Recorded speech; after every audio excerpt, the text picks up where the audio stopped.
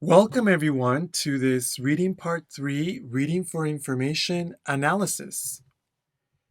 Before we start, I want to let you know that I will be following the tips and strategies in our reading part 3 guide, okay? If you would like to have more information about this tips and strategies guide, then you can find that in our library, okay? The video here connects well to the real exam, and it shows you what tips and strategies would be good for completing part 3 in the time and answering correctly. So if you would like to view that guide more clearly, then please visit our CELPIP library in the Reading Part 3 section, and you can find that guide, and I will leave a link in the description box. So for today, I'm only going to review the pages in that guide. How to manage time effectively. This is important. We only have 10 minutes. How to read effectively. There's a lot of information. Very important to read in full sentence mode and try and repeat some ideas. Okay. What information to focus on? Well, while we're reading, we need to try to gather the main ideas. Yes. Focus on some keywords and key ideas in the paragraph. And then respond in the questions. We need to understand the questions very clearly. We need to understand the key words and how they connect to the ideas, okay? And we're going to be going paragraph by paragraph so we can illustrate that. So now let's get started with today's part 3 analysis. Okay, let's get started with today's part 3 analysis from our library. Okay, I'm just going to blow it up a little bit. We have our reading on the left and our writing questions on the right. Let's read. O Canada is the national anthem of Canada. Okay, O Canada. The song was originally commissioned by Lieutenant Governor of Quebec, Theodore Robitaille, for the 1880 Saint John Baptiste Day ceremony. Calixa Laval composed the music, after which words were written by the poet and judge Sir Adolphe Basile Routhier. Okay, so that's talking about who made the song and when the lyrics were composed. The lyrics, the words, okay. The lyrics were originally in French and an English version was created in 1906. Robert Stanley Weir wrote in 1908 another English version, which is the official and most popular version, and one that is not a literal translation of the French. So that's saying some other writers of the lyrics. Weir's lyrics have been revised twice, making their present form in 1980, but the French lyrics remain unaltered, unchanged. Okay, let's look at the questions. Controversy over the religious content. So many opinions about religious content in Canada. It's not there. Attempts to change, so trying to change the French lyrics of the song. So trying to change it, I see here the French lyrics remain unchanged. So this one is probably going to be E because it's opposite information. No one tried to change it. We'll see. Laws surrounding the song's usage, not talking about laws. O Canada's resemblance to another national anthem. Okay, it doesn't talk about here it's similar to another one. Allegations or suggestions or ideas of inappropriate or not good gender wording in the anthem. Okay, that one is not an A. The influence of a famous poet on the song's lyrics. Now, we did see a famous poet or a poet. It says here, poet and judge Sir Adolphe Basile Routhier. Maybe, but it says the influence of a poet on the lyrics. It just says he wrote the lyrics, but let's put A for now. Let's see. The language in which the song was initially composed. Okay, the initial composition of the song. It said it was in French over here. The lyrics were originally in French. Okay, initially composed. Canadian public opinion on the issue of reforming the song lyrics. So how do Canadians feel about changing or reforming the lyrics? Not in A. Additions, extras added or made to the original lyrical composition of a Canada. So something extra that was added. I didn't see that there. Okay, so we got some A's and maybe some A's. Let's look at B. It has been noted that the opening theme of O Canada has a strong resemblance to the March of the Priests from the opera The Magic Flute, composed in 1791 by Wolfgang Amadeus Mozart. So here we have the word resemblance. It says it's resemblance to this opera. And here it says resemblance to another anthem, not an opera. So most likely this one is going to be E. The line, "The true north strong and free," is based on Lord Tennyson's description of Canada as the true north, whereof we lately heard a strain of to shame us. So Lord Tennyson, so it says that the song is based on Lord Tennyson's description. Who is Lord Tennyson? Let's see.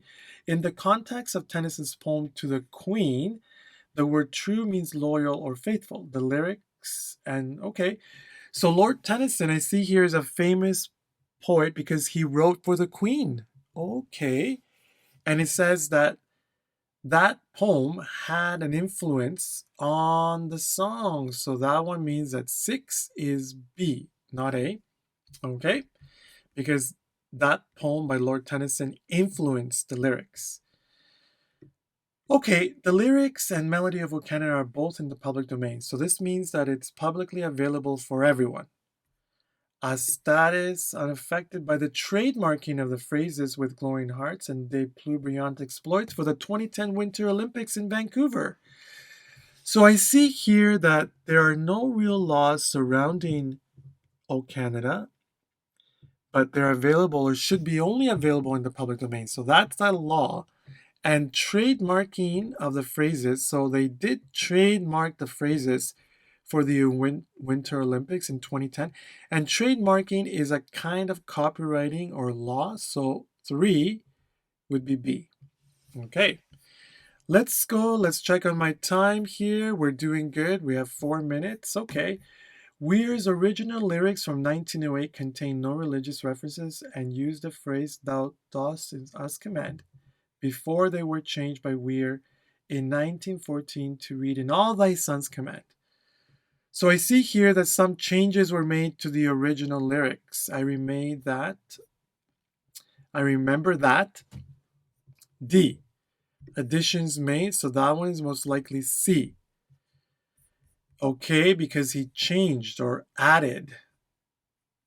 In 1926, a 4th verse of religious nature was added. Okay, so more additions. So see, in June 1990, Toronto City Council voted 12-7 in favor, recommending to the Canadian government that the phrase "our home and native land" be changed to "our home and cherished land," and that "in all thy sons command" be partly reverted to "in all of us command."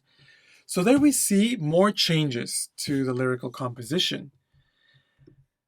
Councillor Howard Moscow said that the words "native land" were not appropriate for many Canadians who were not native born, and that the word "sons" implied that women can't feel true patriotism or love for Canada. Okay, so there is another C.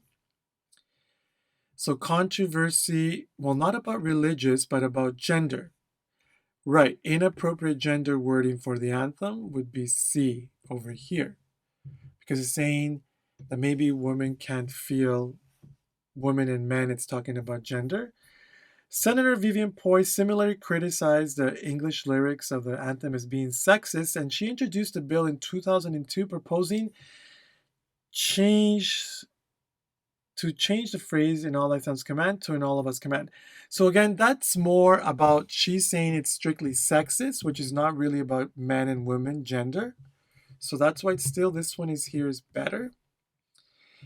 In the late 2000s, the Anthem's religious references to God in English and to the Christian cross in French were criticized by secularists. So people are not religious, secularists. They criticized, so that would be A, number 1. D, because secularists criticized. Okay, so we still have lots of time. In the throne speech delivered by Governor General Mikhail Jen on March 3rd, 2010, a plan to have Parliament review the original gender-neutral wording of the national anthem was announced. So they wanted to review or change that. However, 3/4 of Canadians polled or surveyed. So 3/4 of Canadians were surveyed, they were polled, and they objected to the proposal. And 2 days later, the Prime Minister's office announced that the cabinet had decided not to restore the original lyrics. So public opinion, Canadians polled, and they didn't want the wording or the lyrics reformed. Which question was that? Okay, 8. D. So time, we can review. So we got D. Again, controversy over here of the religious part is there. Attempts to change. Again, we said that the French lyrics remain unaltered. So they didn't change it. So it should be E. Laws surrounding the song's usage, we said, was in B, about trademarking and in the public domain. Oh, Canada's resemblance to another anthem. We said E because it's resemblance to an opera. Okay. All right. Allegations of inappropriate. We said C because it speaks about gender differences. Influence of the poet. We said Lord Tennyson over here. The language in which the song was initially composed was clearly A over here. Canadian public opinion was over here. They didn't want to change it. And additions. They changed many times there. Okay, so looks like we got them all. Let's check and see. Got it in time here. It's going to take us there. And we got 9 and a 9. Okay, great. If you want to review the answers, again, you can review the answers here and it'll explain clearly to you. Now, also, if you want to do version 2, it's the same text with different questions, which will be really good for you to review what we've practiced. And also, we can find that in CELPIP Library. There are many examples. All of the CELPIP original material is here as well in different examples, as well as 20 or 30 more tests from CELPIP, okay? So, subscribe to our CELPIP library if you would like more. Also, if you like this video, hit like and we'll make more videos, as well as subscribe to our YouTube channel. Have a great day, everyone. I would like to remind you that if you're looking for some more listening, reading, writing, or speaking CELPIP exam practice, then you should definitely subscribe to our CELPIP library. The CELPIP library has hundreds of examples of listening, reading, writing, and speaking, which will help you develop your score, whatever the score you need.